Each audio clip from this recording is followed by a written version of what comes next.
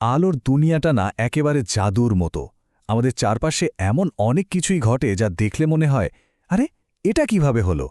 কিন্তু আসল ব্যাপারটা হলো এর পেছনে কোনো জাদু নেই, আছে খুব সাধারণ কিছু বিজ্ঞান। তো চলুন আজকে সেই জাদুর পেছনের বিজ্ঞানটাকেই খুঁজে বের করা যাক। এই জিনিসটা তো আমরা সবাই দেখেছি, তাই না? একটা গ্লাসের জলে স্ট্র ডোবালেই মনে হয় যেন ওটা মাঝখান থেকে ফট করে বেঁকে গেছে। কিন্তু আসলে তো স্ট্রটা সোজাই থাকে। তাহলে আমাদের চোখ এমন ধোঁকা খায় কেন? এর পেছনের কারণটা কিন্তু দারুণ মজার। আগেই যেমন বললাম, এটা কোনো ম্যাজিক নয়, এটা হচ্ছে সলিড ফিজিক্স। এর পিছনে কাজ করছে আলোর খুব সাধারণ কিন্তু দারুণ পাওয়ারফুল দুটো নিয়ম। চলুন তাহলে আর দেরি না করে এক এক করে এই রহস্যের জট খোলা যাক। ওকে, তো আলোর এই খেলার প্রথম নিয়মটা দিয়ে শুরু করা যাক। এটার নাম হলো প্রতিফলন, বা ইংরেজিতে আমরা যাকে বলি রিফ্লেকশন। বিশ্বাস করুন, এটা বোঝা এক্কেবারে জলের মতো সোজা। ব্যাপারটা অনেকটা এরকম। ধরুন একটা টেনিস বল দেওয়ালে ছুঁড়ে মারলে কি হবে? ওটা ধাক্কা খেয়ে ফিরে আসবে, তাই তো? আলো ঠিক এই কাজটাই করে। যখন আলো কোনো চকচকে জিনিসে, যেমন ধরুন আয়নায় গিয়ে পড়ে, তখন ওটা ওই বলটার মতোই বাউন্স করে ফিরে আসে। আর এই ফিরে আসা আলোটা যখন আমাদের চোখে পড়ে, তখনই আমরা আয়নায় নিজেদের মুখ দেখতে পাই। চলুন এবার একটু একে ব্যাপারটা বুঝি, তাহলে একদম পরিষ্কার হয়ে যাবে। দেখুন, যে আলোটা আয়নার উপর এসে পড়ছে সেটাকে আমরা বলি আপতিত রশ্মি বা ইনসিডেন্ট রে, আর যেটা ধাক্কা খেয়ে বেরিয়ে যাচ্ছে সেটা হলো প্রতিফলিত রশ্মি বা রিফ্লেক্টেড রে। এবার সবচেয়ে গুরুত্বপূর্ণ অংশটা, এই দুটো রশ্মির মাঝখান দিয়ে আমরা আয়নার উপর একটা 90 ডিগ্রি বা লম্ব রেখা কল্পনা করে নিই। এটার নাম অভিলম্ব বা নরমাল। আর আসল ট্রিকটা হলো এখানেই। আপতিত রশ্মিটা অভিলম্বের সাথে যে অ্যাঙ্গেল বা কোণ তৈরি করে, প্রতিফলিত রশ্মিটাও ঠিক একদম ঠিক সেই একই কোণ তৈরি করে বেরিয়ে যায়। এটাই প্রতিফলনের সবচেয়ে বড় আর একমাত্র নিয়ম।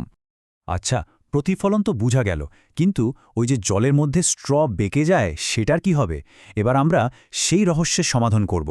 এর জন্য আমাদের জানতে হবে আলোর দ্বিতীয় নিয়মটা, যার নাম প্রতিসরণ বা রিফ্র্যাকশন।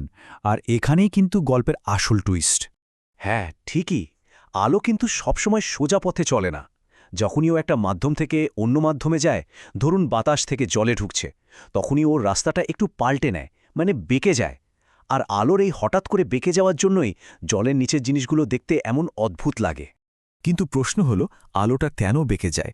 ভাবুন তো, একটা গাড়ি খুব স্পিডে একটা পাকা রাস্তা দিয়ে যাচ্ছে। হঠাৎ গাড়িটা রাস্তার পাশের বালিতে নেমে গেল, কি হবে? সাথে সাথে গাড়ির স্পিড কমে যাবে, আর ওটা একটু বেঁকেও যাবে, তাই না? আলোর ক্ষেত্র ঠিক এটাই হয়। বাতাসটা হলো ওই পাকা রাস্তার মতো, যেখানে আলো খুব ফাস্ট চলে, আর জল হলো ওই বালির মতো, যেটা অনেক বেশি ঘন। তাই যেই না আলো বাতাস থেকে জলে ঢোকে, ওর স্পিড কমে যায়, আর ও বাধ্য হয়ে বেঁকে যায়। কি সহজ, তাই না? এই ছবিটা দেখলেই ব্যাপারটা আরও পরিষ্কার হবে।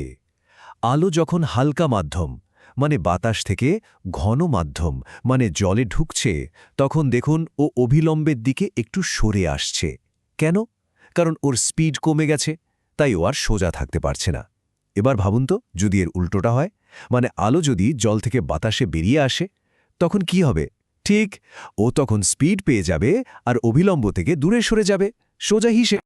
কখনো সুইমিং পুলের দিকে তাকিয়ে দেখেছেন? মনে হয় না যে পুলের মেঝেটা আসলে যতটা গভীর তার চেয়ে অনেক কাছে? এটাও কিন্তু এই প্রতিসরণেরই খেলা। জল থেকে আলো বেঁকে আমাদের চোখে আসে, কিন্তু আমাদের ব্রেন তো আর অত শত বোঝে না। ওভাবে আলোটা সোজা পথেই এসেছে, তাই ও একটা ভুল ছবি তৈরি করে, আর আমাদের মনে হয় জিনিসটা কাছে আছে। কি দারুণ একটা ইলিউশন, তাই না? তো আমরা প্রতিফলন আর প্রতিসরণ দুটোই বুঝে গেলাম। এবার চলুন দেখি এই দুটো সহজ নিয়ম একসাথে মিলে প্রকৃতিতে কি অসাধারণ সব জিনিস তৈরি করে, আর টেকনোলজিতেই বা কিভাবে এগুলোকে কাজে লাগানো হয়। সূর্যের আলোকে আমরা সাদা দেখি, তাই তো? কিন্তু মজাটা হলো, এই সাদা আলোর ভেতরেই আসলে সাতটা রং লুকিয়ে আছে। একদম রামধনুর 7টা রং, বেনি আ সহকলা। যখন এই সাদা আলো একটা প্রিজমের মধ্যে দিয়ে যায়, প্রিজমটা ওই সবকটা রংকে আলাদা করে দেয়।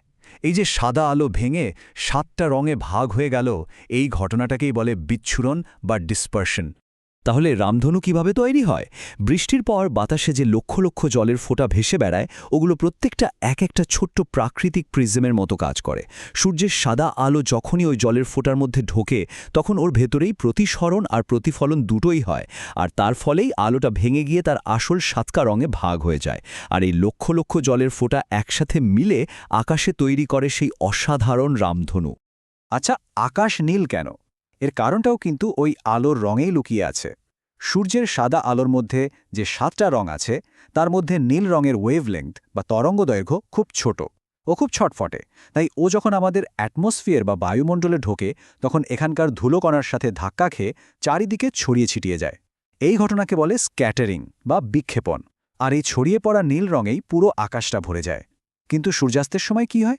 তখন সূর্য থাকে দিগন্তের কাছে, তাই আলোকে অনেক বেশি পথ পেরিয়ে আমাদের কাছে আসতে হয়। আস্তে আস্তে ওই ছটফটে নীল রঙটা পথেই হারিয়ে যায়। শুধু লাল রঙের মতো লম্বা ওয়েভলেন্থের আলোগুলোই ওই লম্বা রাস্তাটা পার করে আমাদের চোখে এসে পৌঁছতে পারে। তাই সকাল বা বিকেলে আকাশকে লাল বা কমলা দেখায়। এবার আলোর একটা স্পেশাল কেসে কথা বলি। আমরা তো দেখলাম যে আলো ঘন মাধ্যম থেকে হালকা মাধ্যমে গেলে অভিলম্ব থেকে দূরে সরে যায়, কিন্তু ধরুন আলোটা যদি একটা নির্দিষ্ট অ্যাঙ্গেলের থেকে বেশি বেঁকে গিয়ে বিভেদ তলে ধাক্কা মারে, তখন একটা অদ্ভুত ঘটনা ঘটে। আলোটা আর হালকা মাধ্যমে বেরোতেই পারে না। ওই দুটো মাধ্যমে বর্ডারটা তখন একটা পারফেক্ট আয়নার মতো কাজ করে, আর পুরো আলোটাকেই আবার ঘন মাধ্যমে ফেরত পাঠিয়ে দেয়। এই ঘটনাটারই নাম টোটাল ইন্টারনাল রিফ্লেকশন বা অভ্যন্তরীণ পূর্ণ প্রতিফলন।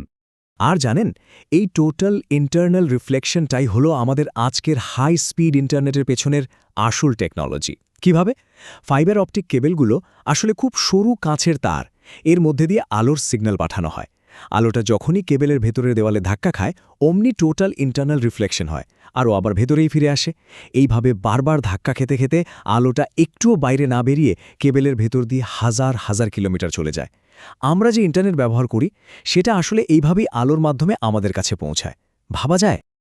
ওকে, থিওরি তো অনেক হলো। এবার চলুন পরীক্ষার জন্য রেডি হওয়া যাক। আমি কয়েকটা জরুরি জিনিস বলে দিচ্ছি, যেগুলো মনে রাখলে পরীক্ষায় ফুল মার্কস পেতে খুব সুবিধে হবে।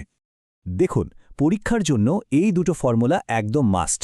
প্রথমটা হলো প্রতিসরাঙ্ক বা রিফ্র্যাক্টিভ ইন্ডেক্স। এটা সোজা মানে হলো শূন্যস্থানের তুলনায় অন্য কোনো মাধ্যমে আলোর স্পিড কতটা কম। আর দ্বিতীয়টা হলো স্নেলের সূত্র। এটা দিয়ে আপনি যে কোনো অঙ্ক করে ফেলতে পারবেন, যেখানে আলো এক মাধ্যম থেকে অন্য মাধ্যমে যাচ্ছে। আলোটা ঠিক কত ডিগ্রি অ্যাঙ্গেলে বেঁকে যাবে সেটা এই ফর্মুলা দিয়ে সহজেই বের করা যায়। এই দুটো মনে রাখলে নিউমেরিক্যাল প্রবলেম নিয়ে আর ভাবতে হবে না। এবার কয়েকটা কমন মিস্টেকের কথা বলি, যেগুলো প্রায় সবাই করে।